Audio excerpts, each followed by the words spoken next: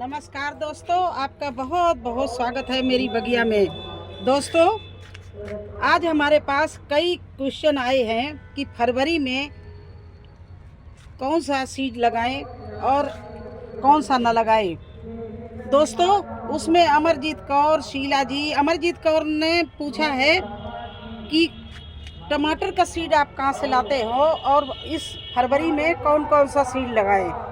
तो आप मैडम जी आपको बता रहे हैं कि आप ये गलती न करना जो दूसरे कर रहे हैं। गर्मी और सर्दी दोनों के सीड इस समय आपके गार्डन में लगेंगे।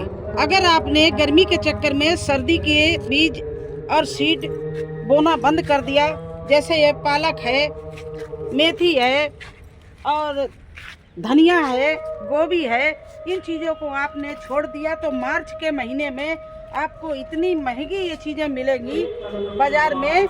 जब सब्जियां ख़त्म होने लगेंगी तो आपको इतनी महंगी पड़ेंगी। तो टमाटर है तो आप इनको लगाते रहिए और उसके साथ साथ में सर्दी की ये सब्जियां हो गई हैं और उसके लिए आप गर्मी के लिए आप इस तरह से मिट्टी तैयार कर लीजिए। और कौन कौन सी सब्जी लगा सकते हैं, ये देखिए, खरबूजा, टिंडे, ककड़ी, अगली सब्जी करेला, अगली सब्जी बैंगन, और अभी भी आप गोभी लगा सकते हो जो आपको मार्च अप्रैल में जब बाज़ार में आना बंद हो जाए तो आपके यहाँ गोभी मिलता रहे। और ये तरबूज, इसके अलावा लंबी चिकनी तोरई और लाइन वाली तोरई, कद्दू, लौकी, खीरा, पालक और ये धनिया, ये चीज़ें आप बराबर लगाते रहिए। धनिया और पालक, टमाटर, बैंगन, ये तो आप 12 मासी अपने गार्डन में रखिए। ये न सोचिए कि गर्मी आ रही, सर्दी आ रही, बस इनके लिए बोने का तरीका बदल जाता है।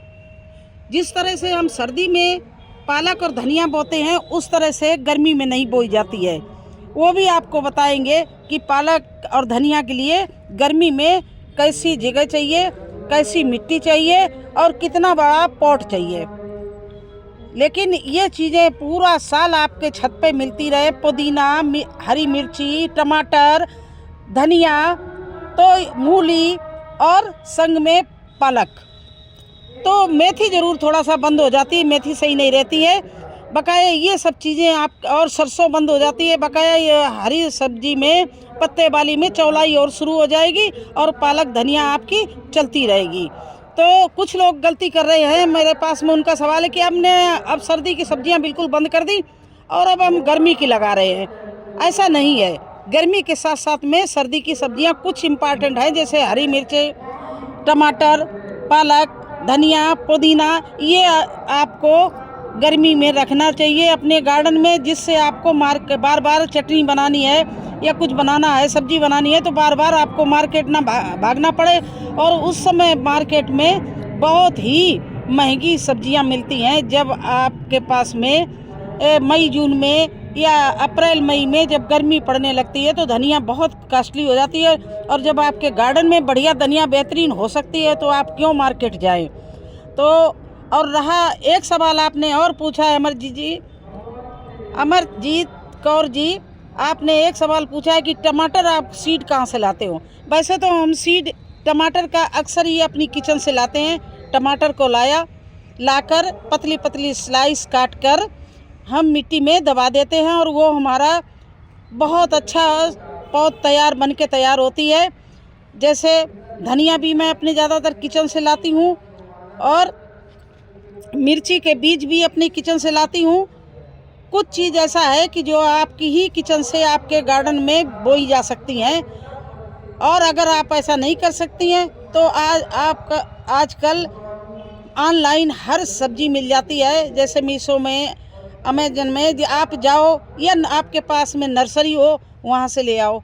लेकिन अगर आप टमाटर को बाहर से नहीं मंगाना चाहती हैं तो आपके घर में जो किचन में टमाटर बनते हैं, सब्जी में डाले जाते हैं, उन्हीं को लाओ और उसके पीस लाके आप मिट्टी में दबा दीजिए। देखिए कितनी अच्छी आपकी टमाटर की पौध तैयार हो जाएगी। देखिए फ्रेंड, सर जो गर्मी के सीड हैं, लौकी है, कद्दू है, जो आपको दिखाया है, करेला है, उनके लिए मैं इस तरह से ये देखिए ये सब बो के रखे हैं इधर सारे कद्दू करेला। और कैसे आप डायरेक्ट बो सकती है अगर आपके गमले तैयार हैं, लेकिन डायरेक्ट में ये ज़रूरी नहीं होता कि आपका बीज निकल आए। तो इस तरह से आप ये मैजिक सॉइल में, ये देखिए मैजिक सॉइल है, इसमें आप सीड लगाइए, आपका सीड 100% निकलेगा। तो इस तरह से ये देखिए मैंने तरबूज के ये सीड निकाले इस तरबूज के, और आपके सामने देखिए ऐसे इसको आधा इंच की गहराई में यूँ लगा दिया, देखिए इस तरह से, और इसमें पानी भर दिया, इस तरह से भिगो दिया। और शायद ऊपर से थोड़ी सी और डाल देना मिट्टी, जिससे आपका ये सीड बाहर ना निकलने पाए पानी पड़ने में। और ये देखिए, और ये छेद है तो देखिए नीचे पानी गिर रहा है, ये सारा ये सॉइल ऐसी होती है कि बिल्कुल इसमें पानी नहीं रुकता, आपका सीड नहीं सड़ेगा। तो इस तरह से आप सीड को लगा के रख दीजिए। कुछ सीड निकलने वाले भी हैं हमारे, जैसे देखिए ये तोरई का सीड निकल रहा है, ये मिर्ची का सीड निकल गया है, इस तरह से ये सीड काफ़ी निकल आए हैं। और कुछ सीड मैंने अभी निकलने को हैं, इस तरह से गिलासों में लगा देते हैं। अब देखिए इसमें आप कोई दूसरा, आपके पास में दही के गिलास हो या आपके पास में चाय के मग्गे हो, कुछ भी हो, प्लास्टिक गिलास में आप लगा सकते हो इस तरह से। और इस मैजिक सॉइल से लगाएंगे तो आपका बहुत ही अच्छे से चलेगा। आप देखिए मैं इसके भी बीज निकाल रही हूँ, ये है खरबूजा। तो ये सीजन चल रहा है खरबूजा, लौकी कद्दू के साथ में, करेला के साथ में ककड़ी, खीरा, और ये जो तरबूज और खरबूजा, इनका बोने का भी सीज़न आ गया है। तो आप इनके लिए मिट्टी बनाइए, वो भी बताएंगे किस तरह से मिट्टी बनाए। ये मैंने इस तरह से खरबूजा की बीजें ले लिए, ये खरबूजा की बीजें हैं, और इसको इस तरह से जो पतला नोक है ये इसी तरह की सॉइल में बना के मैंने लगा दिया आधा इंच की गहराई में। इसी तरह से मैंने ककड़ी के, करेला के सारे बीज लगाए हैं।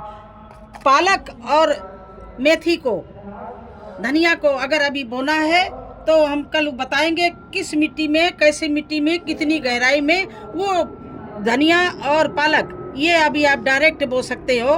मिर्ची आप अपने किचन से लाके सीड से बो सकते हैं। देखिए मैंने भी ये किचन से मिर्ची लाए थे, और ये देखिए मिर्ची का प्लांट निकल आया है। और थोड़ा सा ये और मजबूत हो जाए, 2 पत्ती का और हो जाए, मैं इसको रिपोर्ट कर दूंगी किसी गमले में।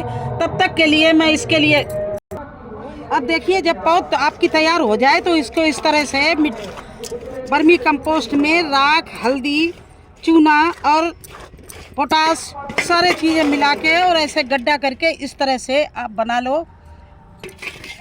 ये देखिए इस तरह से जहाँ जहाँ जगह हो आपकी गोभी अगर तैयार हो जाए तो अभी भी आप लगाते रहिए, जो आपको मार्च अप्रैल में हार्वेस्टिंग के लिए मिल जाए। देखिए इतने इतने बड़े ये गोभी हो गए, इनको आपने इस तरह से गड्ढे में भर के खाद और इस तरह से आप इनकी थापी बना दीजिए, अच्छे से खाद लगा के इनको इस तरह से अभी भी आप गोभी लगा सकते हैं। देखिए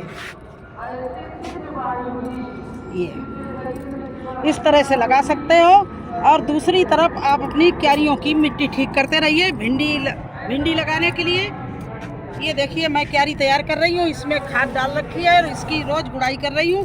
और इसमें हमने भिंडी कपों में बो रखी है, और जब वो भिंडी हमारी 4 पत्ती की हो जाएगी, जिस तरह से अभी गोभी हो गया लगा दिया आपके सामने, इसी तरह से भिंडी लगा दूंगी। और तब तक के लिए आप अपने ग्रो बैग और क्यारियाँ ठीक कर लो अच्छे से गर्मी की सब्जियों के लिए। तो आप समझ में आ गया होगा कि कौन कौन सी सब्जी लगानी है। आपको सर्दी की भी अभी सब्जी लगानी है और गर्मी की भी सब्जी लगानी है। बिल्कुल ये गलती मत करना भूल कर भी कि आप गर्मी के चक्कर में सर्दियों की सब्जी भूल जाएं। अब ये बहुत इम्पोर्टेंट सब्जियां हैं जो सर्दी की का अप्रैल तक आपको मई तक मिलेंगी, जैसे गोभी, बंद गोभी, ब्रोकली और टमाटर, मिर्ची, धनिया, पालक, इनको भी आप इस समय लगाते रहिए। और गर्मी की कद्दू, लौकी, ककड़ी, खीरा, खरबूजा, ये सारी सब्जियां आपको लगानी है। अगर इनको लगाने के लिए मिट्टी कैसी चाहिए, कैसे बनाते हैं, ग्रो बैग कैसे भरते हैं, जिस चीज़ की आपको अगर ज़रूरत पड़े, आपको न जानकारी हो, तो आप मेरे को कमेंट्स बॉक्स में जाके लिख दीजिए और मैं आपको हर एक का वीडियो बना के आपको बताऊंगी किस तरह से हम मिट्टी बनाते हैं। कई बार मैंने दिखाया है कि मैं कचड़े को 2 महीने, जो किचन वेस्ट होता है, गार्डन वेस्ट, उसको 2 महीने के लिए छोड़ देती हूँ बोरियों में नीचे से, और उसमें दही का पानी या गुड़ का पानी या मैं वेस्ट डिकम्पोजर डाल कर उसको गलाती रहती हूँ। जब वो गल जाता है, दूसरी तरफ मिट्टी का मैं सारी चीज़ें, सारी खादें मिला देती हूँ। फिर भर के ये चीज़ सब्जियाँ गर्मी की अलग और सब्जी की अलग लगाती हूँ। कभी भी तुरंत ग्रो बैग भरकर आप सब्जी मत लगाना, क्योंकि उस जो मिट्टी होती है, जब तुरंत बना के आप भरेंगी तो बहुत ही गैस छोड़ती है, तो आपकी सब्जी और गैस भी निकलती है और बहुत गर्म हो जाती है, तो उससे आपके पौधे की या सीड जल जाता है, खराब हो जाता है। इसलिए सदैव आप 1.5 महीना, 1 महीना, 15 दिन कम से कम मिट्टी को बना के छोड़ दीजिए। कचड़े को सुखा के भर दीजिए। जब गल जाए, बिल्कुल कंपोस्ट हो जाए, तब उसमें भरिए, तो ना फंगस लगेगी, ना कीड़ा आएंगे। और आप गर्मी या सर्दी की जो भी सब्जियां हों, उनको लगा सकते हो। मैं बहुत जल्दी बोल रही हूँ, सॉरी, क्योंकि मेरे घर के आसपास मंदिर भी है, एयरपोर्ट भी है, हर समय कोई ना कोई साउंड आती रहती है। मैं बहुत परेशान रहती हूँ, कभी कभी गलतियाँ भी उन्हीं के चक्कर से कर जाती हूँ कि वो आवाज़ें ना आ जाएं। बराबर आवाज़ें आती रहती हैं। बिल्कुल मंदिर के बगल में मेरा घर है। कभी भागवत होता, कभी पाठ होती, कभी यूँ ही कुछ भजन चलते रहते हैं। तो बस इसी चक्कर में बहुत तेज बहुत जल्दी मैं बोलती हूँ कि किसी तरह से वो साउंड ना इसमें आ जाए। एयरपोर्ट भी हमारे घर के पास है, हर समय जहाज़ों की आवाज़, आपको एरोप्लेन की जहाज़ उड़ने की आवाज़ आती रहती होगी। तो कैसा लगा आपको हमारा ये वीडियो, ये जानकारी? अगर अच्छी लगी हो तो लाइक करना, सब्सक्राइब करना। फिर मिलते हैं एक नए वीडियो में एक नई जानकारी के साथ। तब तक के लिए धन्यवाद।